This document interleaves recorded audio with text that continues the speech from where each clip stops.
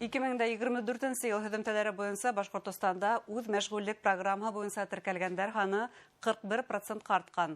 Үҙен-үҙе эш менән тәэмин иткәндәр һаны хәҙер республикала 218 мең. Бынан тыш Башҡортостанда урта һәм кесе эшҡыуарлыҡ субъекттары артҡан. Һаумыһығыҙ, эфирҙа интервью тапшырыуы студияла Гөлсимә Эштанова. Программабыҙҙың ҡунағы Апоро Россия мәғәт ойошмаһының төбәк бүлексә етәксеһе Ләйсән Николаева. Һаумыһығыҙ, Ләйсән Рафисовна. Ләйсән Рафисовна, шулай итеп, республика хөкүмәтенең кәңәшмәһендә әйтелгән һандарҙы килтерҙем. Был ундай яңғыраған рәсми һандар. Бына көрсөк үҫешкә булышлыҡ итәме бындай һандарҙың юғары күрһәткестәрҙең сәбәбе? Иң беренсе алғанда безнең өсөн безнең эшне хуплау дигән сүз инде мин комплимент булараҡ та ҡабул итергә әзермен. Чөнки күп эшләнә безнең республикабызда дәүләт ярдәмнәре, шушы общественный организациялар белән берлектә эшҡыуарлыҡның сонын арттырыу буйынса барлыҡ эшләнгән программаларыбыз, барлыҡ эшләнгән шушы форумнарыбыз, мероприятиеларыбызды без бит инде алар юҡҡа үтмәгән. Менә сезнең әйткән соннарға таянып, без инде тағы да быйыл Алла бирсә икеләтә эш тарттырырға әзерләнеп торабыз. Әйе, бу соннар бик дөрөс. Без бүгенге көндә үзебезнең арабызда менә Апорыбызда да кешеләр эшҡыуарларның күп икәнен, килүләрен күрәбез. Бигерәк тә эшҡыуарлыҡларның саны нидән арта дисәгез, алар төрлө грантлар булуына, субсидиялар булуына ҡарап, яңа стартаплар күп ачалар. Һәм дә инде йәшләр дә шуңа килә. Минең беләүемчә, менә быйылғы дәүләт ярдәме дә алар инде теләге булган кеше өчен генә түгел, җаваплылык алган кеше өчен дә булачак. Чөнки бүгенге көндә дәүләт акчасы алып, син бүген алып иртәгә ябыла алмыйсың. Алар 3 елга, 5 елга җаваплылык өстәй булган план белән эшләнелә. Бу бик дөрес, чөнки халыкка башта менә эшҡыуарлыҡны эшләп ҡарагыз, соңрак инде яңадан олы проектларга чыгыгыз дигән сүз була бит инде. Тағы да өстәп әйтәсем килә, менә самозанятый без инде без ауыл җирләрендә, бәләкәй шәһәрләребездә безнең эшҡыуарларыбыз шушы ҡулларынан килә микән, сатып була микән дигән икеле уйлары булса, шу самозанятый ачып бүгенге көндә үзләренең эшләрен башлап җибәрделәр. Баларны һанап ҡарайҙар тимәк. Санап ҡарайҙар, әйбәттә. Алар бар, бик уңышлы эшләп киләләр. Шунсын иң мөһим итеп әйтәсем килә, шушы самозанятыйлар алда көндә менә безгә киләләр, консультацияларга киләләр, үзләренә индивидуальный предприниматель дип әйтәбез инде. Бу эшҡыуар булараҡ үзләрен төпләп инде шушы дәүләт ярдәмнәренә заявкалар бирәләр. Ягъни бу тәүге басҡыс дип әйтәйек эшҡыуарлыҡҡа килгәндә. Әйе, шулай.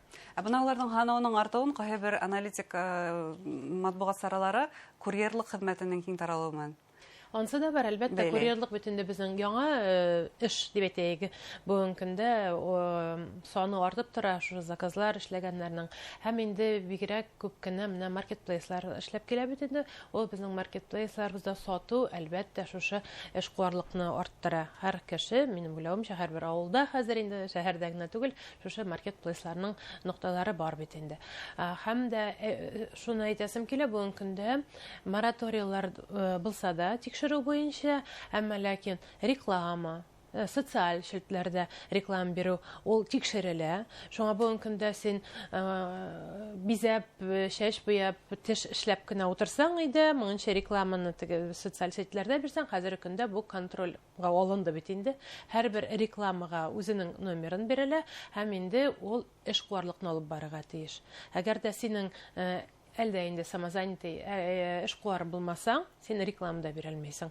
Шушы мөһим менә требование дип әйтәйек инде, бүгенге көндә эшҡыуарлыҡны чиста дөрөс эшләү юлына күсерде дип әйтсәм дә була.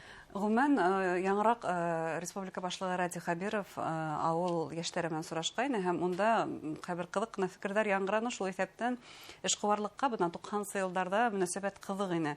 Хатта кем эшҡыуар балаһы булған, улар үҙҙәренсә буллинг кисергәндәр, ул ваҡытта ятынып ҡарау булған эшҡыуарлыҡтан. Алып һатар, спекулянт дип тә әйтә торғайныҡ. Хәҙер бына был ҡараш үҙгәрҙеме? Әгәр ҙә ошондай һандар артыуын күҙәтәбеҙ икән, был нимә тураһында һөйләй? Әлбәттә үзгәрҙе. Бүгенге көндә мәктәпләрҙә, менә минем улым 10-нчы классны бөтөрөп килә, алар инде мәктәптә проект язалар. бизнес-план, үзләренең проектларын тикшерүгә биреп, шулай защитага чыгалар. Бу нәрсә турында сөйләп, әлбәттә, эшкуарлыкка юл ачык дигән сүз. Һәм без менә әле генә шушы грантлар, республикабызның башлыгы фондының грантлар алганык. Аларда яшьләрдә эшкуарлык үстерү темасына аерым грант бирелә бит инде. Шулар арасында үзләрен эшкуар итеп, эшкуарлыкка барырга булган теләкләрен белдерүчеләр бик күп. Без һәр бер потокта 90 баланы укытсак, 90 бала белән шу уеннарны үткәрсәк, шуның 80-і 90% дип әйтәйек инде, эшкуарлыкка барырга теләген белдерә. Әлисә Рафисовна, бына һез дәүләт ярдәме турында беренче тапкыр телгә алдыгыз, гранттар һәм башка ярдәмдар, әлбәттә, ул миллиондарса акча бүленә. Шулай да конкрет бер эшкуар нинди суммага өмет итә ала? Әйе, дөрес, республикага килгәндә миллиардлап дип тә әйтәләр. Бу бит инде туризм өлкәсендә бигрәк тә актуаль. Безнең республикабыз иң олы дәүләт ярдәм биргән республикаларның берсе дип әйтсәк тә була. Миллиард белә, минем әйтәсем килгән, менә һәрбер эшкуар үзе бүгенге көндә нинди акча ала икәнен. Әгәр дә безнең эшкуарларыбызның туризм өлкәсендә пляж дибез инде су керер уеннары, урыннары эшләсе килсә, андай теләге булса, ул 7 миллионга тиклем бер эшкуарга акча ала безнең республикабызда. Әгәр дә эшкуарларыбыз безнең кемпинг дигән объектлар төзеп, шушы юнәлештә эшләсәләр, алар инде 4 миллионга хәтле грант алалар. Субсидия алалар. 50% республика бирә, 50% үзләренең акчаларын салырга тиешләр. Инде шушы туристика өлкәсендә көймәләр, оборудованиелар дип әйтәйек инде, кирәкле алырга теләсәләр, бер эшкуар 2 миллионга хәтле акча ала. Монда шулай ук субсидиялар, алар софинансирование белән 50%. 50% үзегезнең акчагызны саласыз, 50% дәүләт сезгә бирәм дә инде, закон буенча.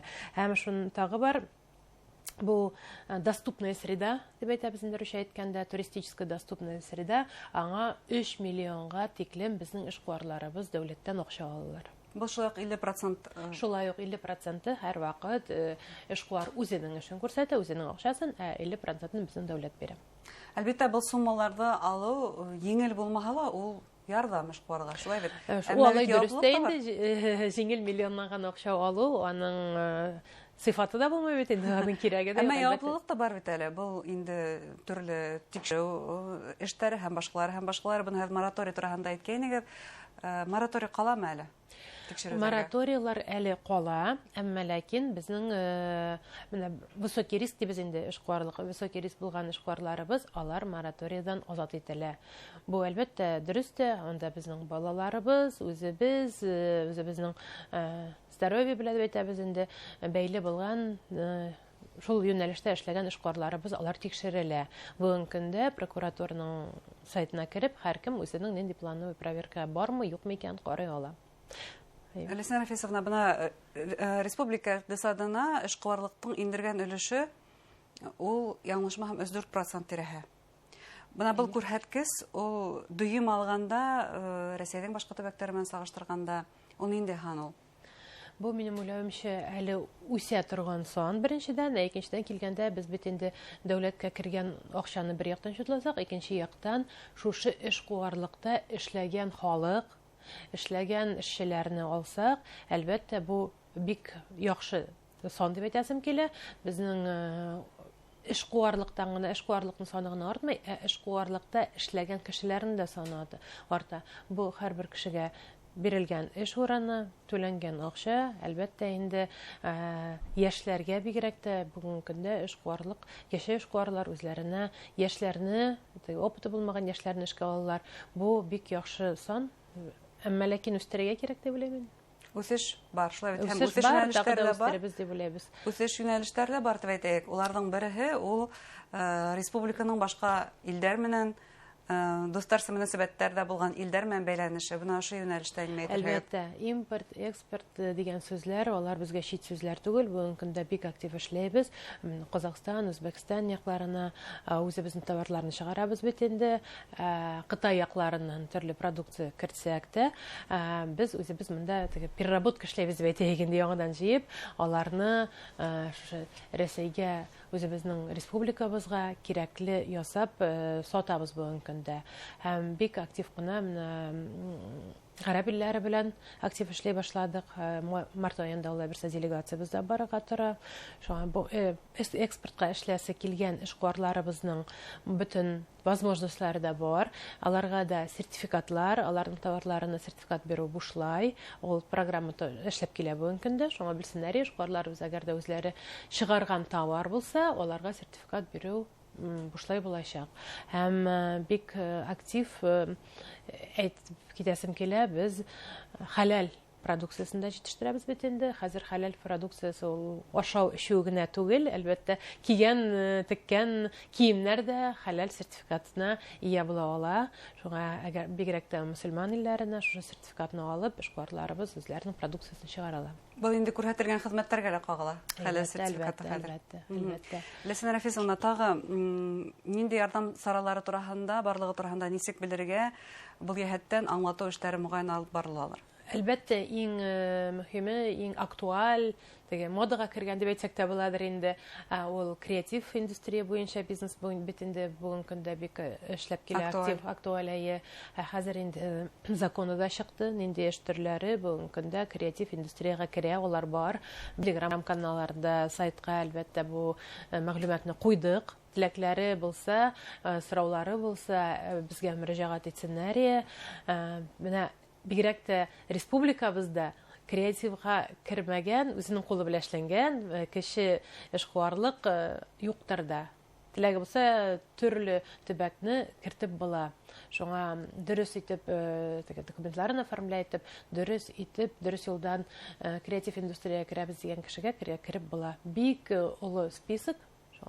Бу тагы да дәүләт ярдәме бит инде, бу бигрәк тә үзенең эшләгән эшләрен ремесло бит инде керә, бигрәк тә күрсәтергә, выставкаларга бара, күргәзмәләргә чыгарып, үзләренең продукциясын сатырга возможностьлар булачак алар берсе быел. Гомумән иҗади индустрия хәзер икътисадтың бер өлеше дип рәсми танылды. Димәк, уны үстерү өчен әлеге вакытта старт бар, мөмкинлек бар, кулланыгыз. Ярдәм да бар. Зур рәхмәт һеҙгә әңгәмәгеҙ өсөн. Хөрмәтле тамашасылар, безнең студияла Опора Россия төбәк җәмәгать оешмаһының етәксеһе Ләйсән Николаева булды. Игътибарыгыҙға зур рәхмәт.